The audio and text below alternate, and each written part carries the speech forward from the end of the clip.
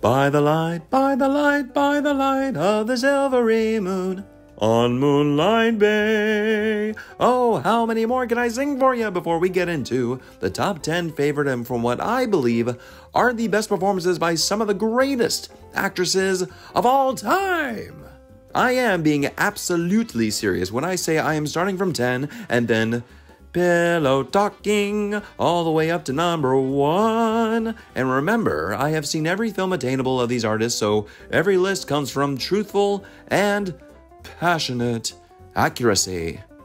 To quote Willie Shakespeare, lend me your ear, because today we are about to talk about an artist that is one of a kind, folks. This was the top of many requests I recently received, which you can actually vote on my Patreon page, where you can get first access and bonus content, like individual movie reviews, so you may want to check that out, folks. No pressure, but it is an offer you can't refuse. But back to the play. We are talking about a gloriously sensational example of a triple threat who could sing, dance, and certainly act her genuine bones off. The lovely girl next door, Doris Wait a minute. Not Morris Day and the Time. Purple Rain is amazing. Oh, but no. The delightful Doris Day. Did you know, folks, Doris Day was born as Doris Mary Kappelhoff in Cincinnati, Ohio? Oh, you did? Well, did you also know she was actually born in 1922, but for the longest time, it was made to believe she was born in 1924. Her birth certificate resurfaced when she was 95 years old, showing her actual birthday was in 1922. Daughter of a homemaker and music teacher, it is very easy to see how Doris received her inspiration to sing, Ella Fitzgerald being one of her greatest idols. She originally wanted to become a professional dancer, and she was able to go on tour with some dancing, but a horrible accident in a car from a train kept that from being a fully realized goal. And honestly, thank God she didn't give up the pipes, because when you hear Doris sing, it's like life is alive again. She was able to get gigs on the radio, changing her last name to Day after the song Day After Day, and earned one of the biggest milestone opportunities of traveling with Les Brown and his band, recording her first hit, Sentimental Journey, among dozens and dozens more afterwards. Once you're in the business, it's not long until you are cited for film work, and she would razzle-dazzle us for years to come. Doris Day, ladies and gentlemen, is indeed one of the greatest female artists in all of Hollywood, film, and pop culture. For every time you saw her, you just saw positivity, you saw strength, and you saw love, which is why she was among the top stars in Hollywood practically consecutively in the late 50s and early 60s. Needless to say, very few artists in Hollywood really succeed with having hit records on top of hit movies. But Doris was one of those old-fashioned lovely souls that always saw the best in things. I can tell you any time I was down, I could turn on a film with Doris Day and my light would shine right back on, especially around Christmas with her gorgeous rendition of Winter Wonderland. Most people wouldn't rate Doris among the greats like Bette Davis, Barbara Stanwyck, or even Judy Garland. And that's fine, because Doris Day was in a class all on her own, being a quintessential example of a triple threat, singing beautifully, dancing remarkably, and handling dialogue so genuinely. Her life certainly was not perfect, as you will discover, but through every adversity, she gained the strength to carry her voice and sing us a song, to lighten our spirits, and gave us a lot to laugh about too. So whip crack away, let's go and talk about the top 10 best performances by the underrated, always delightful, all-American woman, Doris Day. Now, to start us off at number 10, we have Romance on the High Seas.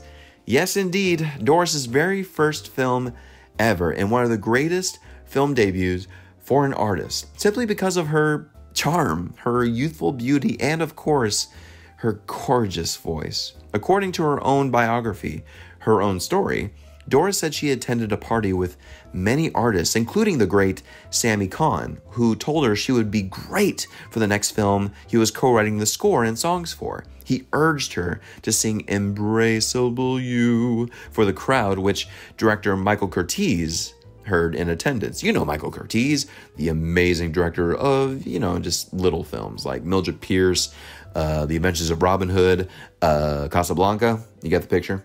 Once Michael Curtiz saw Doris sing, he was captivated and immediately wanted to screen test Doris. Star of the film Jack Carson gave her a call and said he'd love to do the film with her, and Doris thought it was a joke, so she hung up.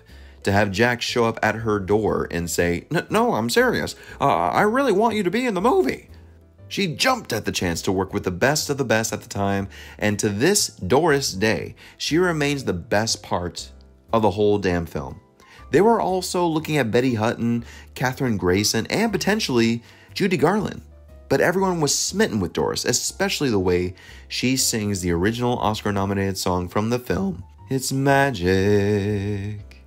It's lusciously beautiful. Doris is just so damn cute with this film. Being her first film, she thought they would be filming on a boat, literally. And when she showed up on set, she asked, "Well, where are we going to go out to sea?" The whole crew bust out laughing, and after watching her own performance, she thought she was awful and thought she needed drama classes. And the Oscar-winning director Curtiz said, No, you are natural. If you take drama classes, you'll ruin it." And it was this debut that granted us the gorgeous film career to come for Doris, which makes you say, she was magic. Number 9, the thrill of it all. Yes, indeed, the great rom-com with one of her big co-stars, the great and slick James Garner, as a husband and wife struggling with their new fortune of Beverly, the wife, Doris Day, recruited to be the new spokesperson of the Happy Soap Company because of how Happy Soap saved her life. And even though she is joyfully awful on camera, the execs just love the crap out of her, which strains her marriage. Co-written by the genius that is Carl Reiner, and with a nice recurring cameo to add, this is quintessential Doris Day romp.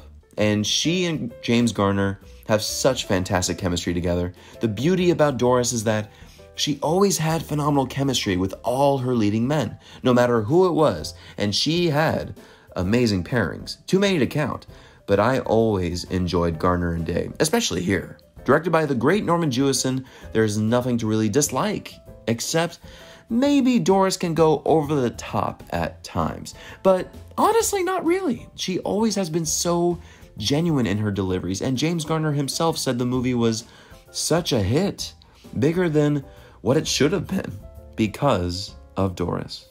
Number 8, That Touch of Mink. Okay, it's not that big of a secret of how many rom-coms might be on this list, right? This is the Doris Day we just always enjoy, and this one is quite fun and satisfying, I must say. Here she teams with everyone's favorite leading man, Cary Grant, as they, wait until you hear this, fall for each other. But Grant's character Philip wants nothing more than an affair, where Day's character doesn't want to make whoopee until they get married. This is classic Doris Day, my God. And it fits very well with Day's cute persona with a tad bit of an edge. What's hilariously insane is that her character is meant to be in her early 20s, whereas Day was 39 when she made this, and then paired with 57-year-old Cary Grant. Lordy. This 3-time Academy Award nominated film surely hits the mark in sweetness. It's not perfect, obviously, but Doris and Cary are terrific together, as is frickin' Gig Young, Tony Randall's great replacement in Doris rom-coms, and the film displays them at their most professional. Well, maybe not Gig so much. We'll talk about him in his own dear video, God bless him. The scenes between she and Cary are just so darn adorable. With all the wooing scenes they both have, the awkward puzzling just works in a way that only Doris can do. Doris truly brings out the gorgeous Mink to make anyone smile, and I think you will too if you have yet to see her in this. Number 7, The Man Who Knew Too Much. Here's some real good stuff. Alfred Hitchcock's own 1956 remake of his 1934 fantastic picture of the same name, this time with Doris and Jimmy Stewart taking the lead as mother and father of Hank, who gets kidnapped in Marrakesh because Jimmy Stewart apparently knows too much of what Frenchman Bernard whispers in his ear about an assassination attempt on a statesman in London. So Doris and Jimmy must do everything they can to rescue their son and hopefully at the same time stop the assassination attempt. But we'll also sing a little classic Oscar-winning song called Que Sera, Sera. Whatever will be, will be. Yeah, I know those aren't the correct notes. Oh, but it's lovely. So lovely that would be her iconic song, her biggest hit, singing it again in 2 more of her pictures, and being her own theme song on her own TV show, The Doris Day Show. Despite not liking it at first, this film certainly is much lighter than Hitchcock's original film, but still retains some thrills, and Stewart and Day are great together. It's a shame they didn't do much more together, because they just work splendidly together. Hitchcock was thrilled to work with Doris Day after seeing her in a fantastic performance in the year previously and another film. And Day was thrilled as well, but was growing upset because she wasn't getting that much direction from Hitch. Shocking.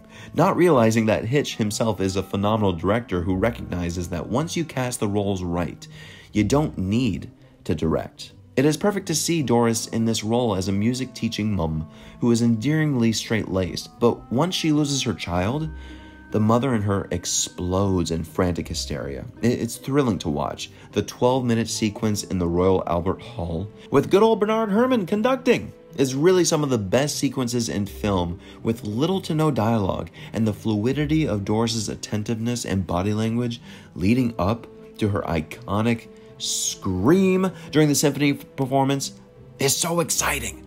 It must be known as well that this was the film that really urged Doris to fight more for animal rights, as she saw how animals were being treated, and she refused to work unless they were properly cared for and treated correctly, which was indeed followed through. Will that be an ongoing journey in Hollywood? Que sera, sera. Number 6, Teacher's Pet. I adore this Academy Award nominated film. Another rom-com with Doris and the classic king of Hollywood himself, Clark Gable. Gable plays Gannon, a nose-to-the-grindstone rough city editor of a newspaper who has no patience for university teaching journalism. So he turns down a request from Erica Stone, Doris, who asks Gannon to speak to her night school class. After being humiliated, he signs up incognito as a wallpaper salesman and soon becomes accustomed to her face. But he must battle Dr. Hugo Pine, a hilarious gig young for her affections. If you haven't seen this film, I know what you're thinking. How on earth? Again, this was timed just brilliantly. How can a 57-year-old Clark Gable and 36-year-old Doris Day be a romantic match? Everyone agrees that Clark was too old to play the role, but everybody loves Clark Gable, right? And what's more important, everybody loves Doris Day. And what's so special and unique about this story, it's still a challenge for Clark to earn her affections. She really makes him work for it, to such cute and funny results. I remember first seeing this film in college, and it's not like the film moves mountains, but it does what it says on the tin. Great day, great guy, great fun. And that's exactly what Doris always brought to films. Fun. Number 5, Send Me No Flowers. Okay, folks, here we go. It's a shame this performance isn't higher because I honestly think Doris gives some of her best comedy in this film. As stated before, she has worked with some of the greatest leading men in the business, such as James Garner, Gordon McRae, Cary Grant, Howard Keel, Jimmy Stewart, Clark Gable, but there has never been such a perfect castmate in all of her films, like the great Rock Hudson. Here in the third film they made together, based on a play actually, Hudson and Day play husband and wife, George and Judy Kimball, with George being a hypochondriac with severe symptoms, so severe that apparently he's dying, and he has about 2 weeks to live, or so he thinks by the doctor's mistaken diagnosis. So he worries about getting her a new husband rather than telling her. but then leads to massive misunderstandings of an affair, which you wonder, when is Doris Day going to murder Rock Hudson? Of the 3 films, sure, it's common to say this is the least of them, but that certainly does not excuse its valuable merit. The classic trio, Hudson, Day, and of course, Tony Randall, are still masterful with the comedy, and I laugh every time I see this film. Doris lends her gorgeous voice on the opening title, of course, and I swear, the comedy from everyone is just outstanding. Doris is at her slap-stickiest, and I mean literally. The moment when she assumes George is having an affair and she has that slow walk up to him while he's sleeping, stares, and then slaps him awake and coddles him. Oh, were you having a nightmare? It's fantastic. Rock Hudson found the script distasteful, but Norman Jewison, again, found a way to make it fun and inviting. But I mean, when you have the gorgeous universal couple of the early 60s, you can't go wrong. Sure, the film isn't perfect, but you know you can always count on Doris giving it her absolute all. That countless flowers will be falling from the sky for her. Number 4, Calamity Jane.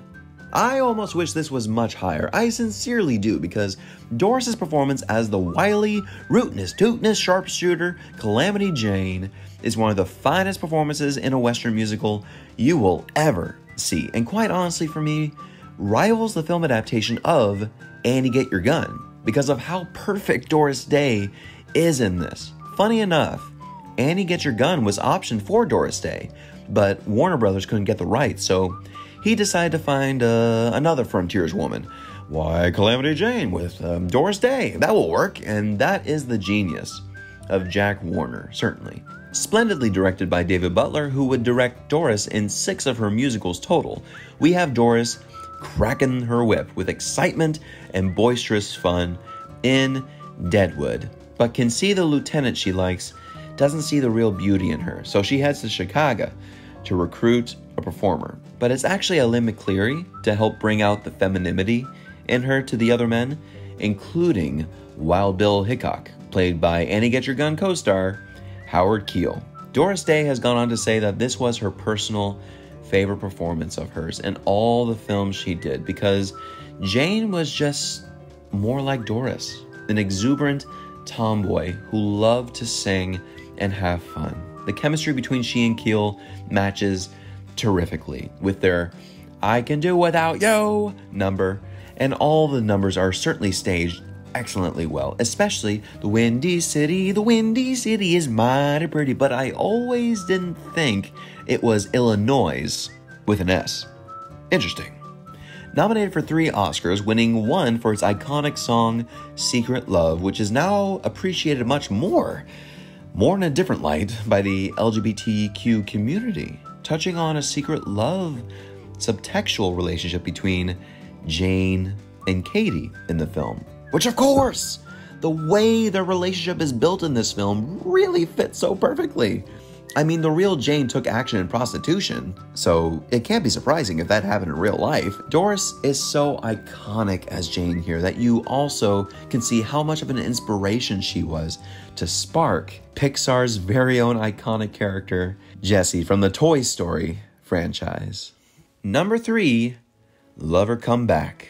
Oh my God, what a fantastic satirical sex comedy, and in my opinion, one of the greatest rom-coms of all time. That is so on the nose, it's genius. With a brilliant screenplay nominated for an Oscar, we have Doris and Rock as 2 opposing advertising agents, with Doris trying to get Rock thrown out of the business. And to get her back, he fakes a product called the VIP, which is broadcasted all over nationally. So he must hire a scientist and come up with a product. Doris goes to meet this scientist, but since she and Rock have never met, he takes on the identity of the scientist, and of course, what do you think happens? Yep, the plot and themes are quite similar to the first film Rock and Doris did together, but this film totally stands on its own in the most fun way. Third wheel Tony Randall almost steals the show away from them both, but Doris and Rock, God, were always the delightful stars and master comedians of this nature. This was at the point where Doris was being recognized and honored as a strong working class woman who didn't use sex or grant any, like with her great line, "Mr. Brackett, there are two ways to handle a cold. You can fight it, or you can give in and go to bed with it. I intend to fight it." She showcases it so wonderfully here, and it's no wonder many women have looked at Doris Day as an inspiration for the career woman, even though that wasn't her personal preference. And we love it when things take a turn when they get married and she screams her head off. The maid goes, "Some people aren't ready for marriage." It's great fun with Doris and Rock at the height of their powers and giving us so much to laugh about. Number 2, Pillow Talk, Pillow Talk.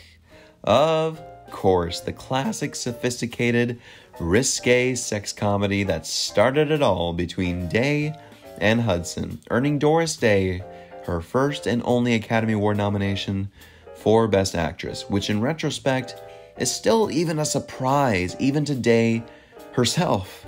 What makes Pillow Talk so significant? Producer Ross Hunter had so vulgarly said, Doris Day had one of the wildest asses in Hollywood, and it was about time she showed it off. Lots of male producers thought that way. But anyway, here was Doris's chance to become something bigger, a completely new image for her, a confident, bold, go-getter, feminine, working-class woman. And Doris Day was absolutely phenomenal with this change. She just fit perfectly playing Jan Morrow, a successful interior decorator who has to share a telephone party line with Playboy songwriter Brad Allen, played by the ever-so-charming Rock Hudson. Brad tries to charm his way to Jan's life as a game, but he's honestly smitten with her right when he lays eyes on her. So that's the other end of your party line. And Jan, being the ever-so-guarded career woman who has no need for love, lets herself be charmed by Brad's new alter ego, Rex Stetson, since Brad challenges her with some bedroom problems. But at least her problems can be solved in one bedroom. He can solve his in 1,000. Such a great line. Its Academy Award-winning screenplay didn't convince Rock at first, but Doris Day was the final link in convincing Rock to join the cast, and since this was their very first collaboration, it still holds a very special place in many, many people's hearts, mine included. And this was honestly the very first film of Doris Day's that I ever saw of her when I was a kid. When I rented the VHS at Hollywood Video, God, I missed that place. And I remember how much Doris Day struck me. Not only with her strong body language, but also, once again, crooning us with her luscious singing voice, of course. To me, she was the great example of a career woman at a time of 1959, where that was still so uncommon, unfortunately. She makes every scene just so delightful, with fantastic timing, which helped Rock quite a bit since he was so nervous, being his first comedy, of course. Rock loved and admired Doris all the way, calling her the actor's studio all by herself. To this day, Pillow Talk is known as one of the greatest romantic comedies of all time. If you compare to the romantic comedy teams of this generation like Tom Hanks and Meg Ryan, Julia Roberts and Richard Gere, they're great, but I'm sorry, they just don't compare to the magic that was, say, Cary Grant and Katharine Hepburn, Spencer Tracy and Katharine Hepburn, and especially Rock Hudson and Doris Day. Now, here are some honorable mentions. The Pajama Game. Oh, the big film adaptation of the great big Broadway musical hit, which was based on the novel 7.5 Cents. Here we have most of the Broadway cast reprising their roles, except for Doris. But she's perfect as Babe, the employee rep for the Sleep Tight Pajama Factory employees in Iowa, who does all she can to fight for her fellow workers to get a 7.5 cent raise, but has to fight Sid, the superintendent, on it. So how do you solve your problems? You strike! Strike! Yeah, of course, yeah. And also, you can break out into Bob Fosse stage numbers. And the choreography is just so great because Majority of the Broadway cast was in the film. They already had fiery chemistry, and Doris recounted that it was a difficult time for her to catch up with the well-oiled machine. But you know, when Doris gets timid, she rises up to the challenge, and she blows us away with her pipes and moves, per usual. Storm warning. Okay, this absolutely deserves to be an honorable mention because of how different of a film it is to be within Doris Day's credits, and how powerful of a film it is too, being Doris's first dramatic role and her first non-singing role. Not singing a damn note! Co-written by the great Richard Brooks, it stars Ginger Rogers as a popular dress model who stops in the fictional southern town of Rock Point to visit her sister, played by Doris. She meets her new husband, but witnesses a murder committed by the Ku Klux Klan, and she suspects Doris's husband to be the perpetrator, and she pursues the district attorney, Ronnie Reagan, to help take them down. For this film to be released in 1950, it shows a great amount of balls from Warner Brothers at this time. Apparently, this was the first time Doris and Reagan really met and potentially started a little affair, which was on and off for a few years. And despite some of the film's dated hokiness, Doris Day gives some of the more genuine and powerful deliveries in her whole career, my God. Also, spoiler alert, I have to mention this, friends, I'm sorry. This film remains the only film she did where her character dies in the end. And my God, does it end tragically. It's really a powerful film on racism and bigotry that is often forgotten. Martin Scorsese himself sought after this film to be restored and is sometimes showed on TCM by Eddie Muller. So if you haven't seen Doris in this film, my friends, oh, you won't regret it. Move over, darling. The other great classic teaming of Day and Garner in this remake of the great classic My Favorite Wife, starring Cary Grant and Irene Dunne. And was also going to be made as Something's Got to Give, starring the beautiful Inside and Out Marilyn Monroe, with Dean Martin in the lead role. But due to Monroe's tragic sudden death, the film was reshaped, recast with Day and Garner, and was still a huge hit. Both Doris and James give every bit of energy to their roles, like it almost becomes exhausting watching them. But at the same time, it's a high energy that is infectious. Even if Doris broke 2 of her ribs, contribution from James Garner during the massage scene, my God. Doris's character comes back home 3 years later, lost at sea, to return to her husband, coming to find out he had remarried to the adorable Polly Burgeon. And is she gonna take that lying down? Doris, in another Golden Globe nominated performance again, makes this silly, zany comedy much more than what it was supposed to be. And that's why she was the #1 star for quite some time. I'll See You in My Dreams, the musical biography of Gus Kahn, the Jewish and inspirational songwriter of such classics like Tut Tut Tootsie and Doris Day's utterly famous Makin' Whoopee Cheese. Returning to the set with director Michael Curtiz, Doris Day is quietly wonderful as Gus's wife, standing right by his side, encouraging him the whole way through. The focus is surely on Gus, played pretty well by Danny Thomas, and Doris gets away with not doing much in the picture, even though she was already climbing to be a big star. She gets top billing, and the story is told from her point of view, but she really takes a back seat in this picture. And at the same time, without doing so much, she still pulls us in with every movement she makes, every smile, every line, because she was that infectious. The soundtrack for the film, recorded by Danny Thomas and Doris, climbed to #1, and to this day remains a favorite for not Michael Curtiz fans, but of course, for Day fans.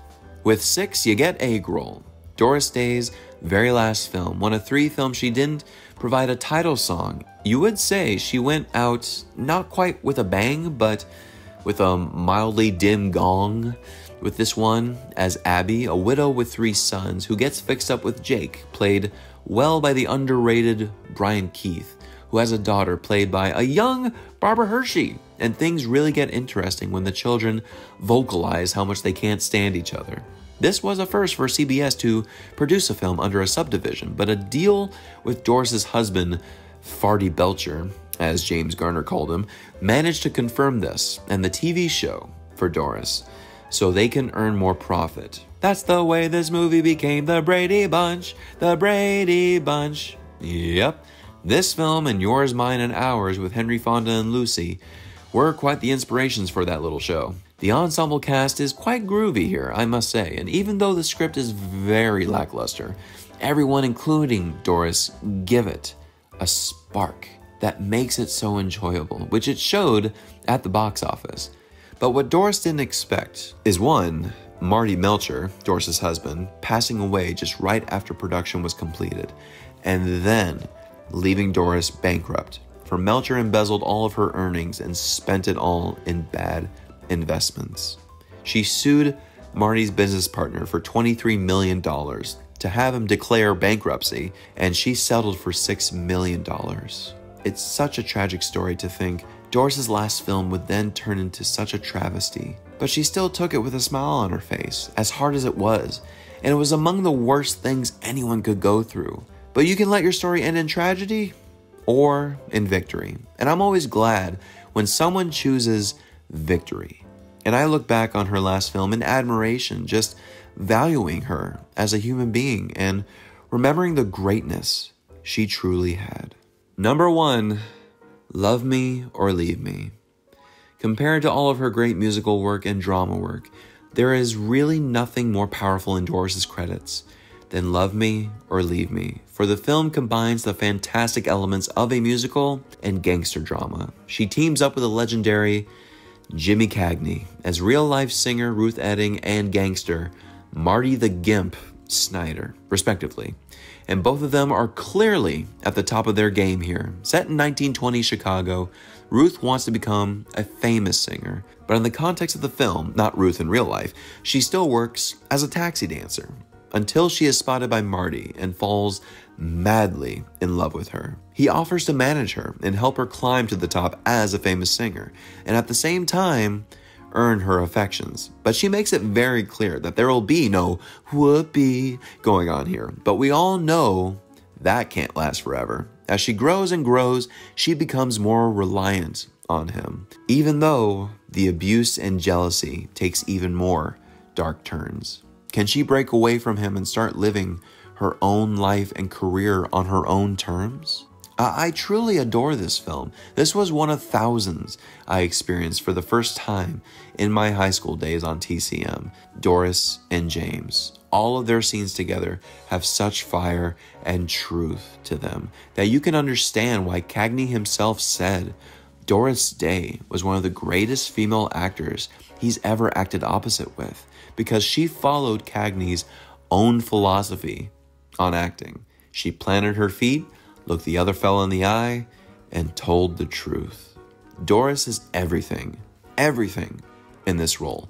Meek, naive, ambitious, dedicated, strong, emotionally available, and it was such a huge risk for Doris to take on this role because of the sexual nature of Ruth's career with her revealing and sexual wardrobe, plus smoking and drinking.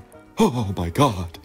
Doris was afraid her fans wouldn't be ready to see her take on a role like this, and surely enough, Doris received tons of hate mail from her fans, disapproving of her choice to do this film. But Doris maturely wrote back to every fan stating she was an actress and how important it is to separate the actor from the person. You can understand why this was the performance Hitchcock saw, as well as her performance in Storm Warning, that made him want to cast her in The Man Who Knew Too Much. The real-life Ruth Etting certainly didn't approve of how she was portrayed in the film, and she originally wanted Eleanor Powell to play her, and Ava Gardner was approached as well. But after she turned it down, director Charles Vidor certainly saw the edge that Doris could bring to the character because of her natural spunkiness and sincerity she would bring to the role.